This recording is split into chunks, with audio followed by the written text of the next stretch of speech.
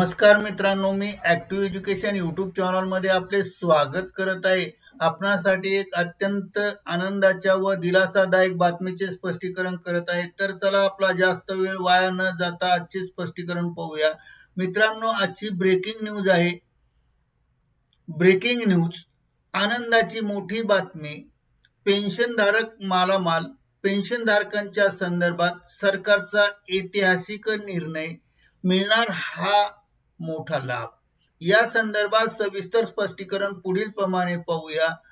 नमस्कार मित्रांनो, active education channel मध्ये आपले मनपूर्वक हार्दिक स्वागत। आताच्या घडीची पेन्शनधारकांसाठी सर्वात मोठी आनंदाची बातमी, सरकारने पेन्शन योजनेवर ऐतिहासिक निर्णय घेतला आहे। आता अनुकंपा तत्वावर नियुक्त झालेल्या कर्मचाऱ्यांना जुनी पेन्शन योजना निवडण्याची संधी मिळणार आहे। चला तर पाहूया या गुड ब्रेकिंग न्यूजचे स्पष्टीकरण पुढील प्रमाणे। भाग क्रमांक 1, नेमका निर्णय काय आहे? मित्रांनो, अनेक वर्षापासून सरकारी कर्मचारी जुनी पेन्शन योजना लागू करण्याची मागणी करत होते। केंद्र सरकारने त्यांना थेट सहमती दिली नव्हती, पण आता 4 जुलै 2026 रोजी सरकारने एक मोठा आदेश जारी केला आहे। या आदेशानुसार वैज्ञानिक आणि औद्योगिक संशोधन परिषद CSIR ने अनुकंपा तत्वावर नियुक्त कर्मचाऱ्यांसाठी जुनी पेन्शनचा पर्याय सुरू केला आहे। भाग क्रमांक 2, हा निर्णय कोणासाठी लागू आहे? तर हा निर्णय फक्त अनुकंपा तत्वावर नियुक्त झालेल्या कर्मचाऱ्यांसाठी आहे। अनुकंपा नियुक्ती म्हणजे काय?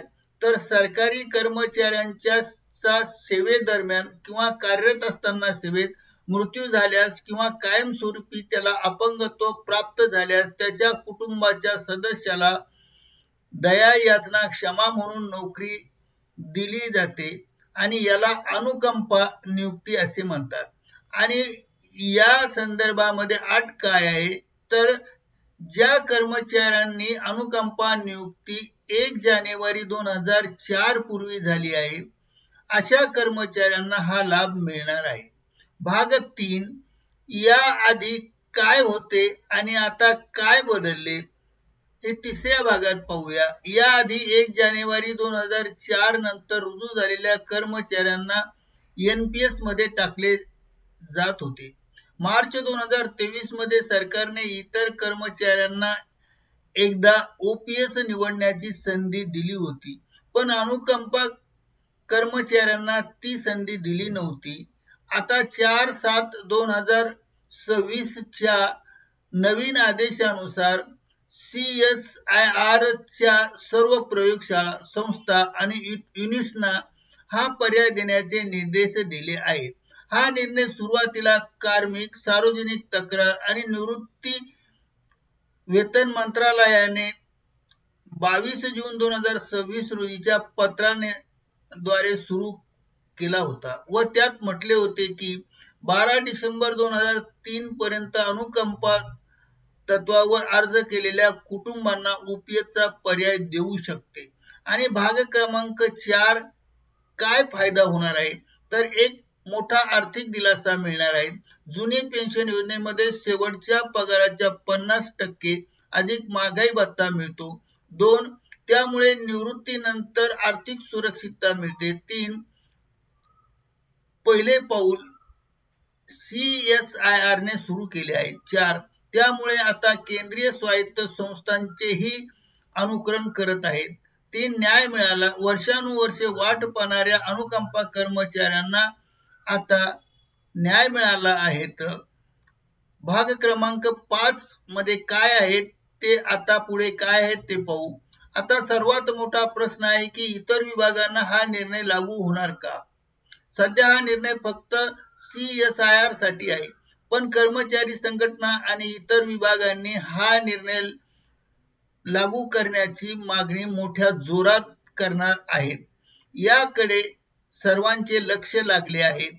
तुमच्या ओळखीत कोणी अनुकंपा तत्वावर नोकरीला आहे का? असल्यास हा व्हिडिओ त्यांच्यापर्यंत नक्की शेअर करा आणि तुम्हाला काय वाटते ते कमेंट मध्ये लिहा। OPS पाहिजे का हे लिहा किंवा पाहिजे नाही हे होय किंवा नाही ची कॉमेंट करा. जर मित्रांनो ही होती पेन्शन धारकांसाठी आताची सर्वात मोठी आनंदाची बातमी. हजारो कर्मचाऱ्यांच्या साठी सरकारने हा निर्णय खऱ्या अर्थाने ऐतिहासिक आहे आणि हजारो कर्मचाऱ्यांना दिलासा मिळणार आहे. अशातच सरकारी कर्मचारी पेन्शन आणि GR अपडेट प्राप्त करण्यासाठी ऍक्टिव्ह एज्युकेशन YouTube चॅनलला सबस्क्राईब करा, बेल आयकॉनला प्रेस करा आणि नवनवीन अपडेट प्राप्त करा. व्हिडिओ आवडला असेल तर लाईक, शेअर आणि सबस्क्राईब करायला विसरू नका. मित्रांनो, पुन्हा भेटूया नवीन माहितीसह, नवीन अपडेटसह, नवीन व्हिडिओमध्ये. तोपर्यंत निवांत राहा. धन्यवाद. जय हिंद, जय भारत.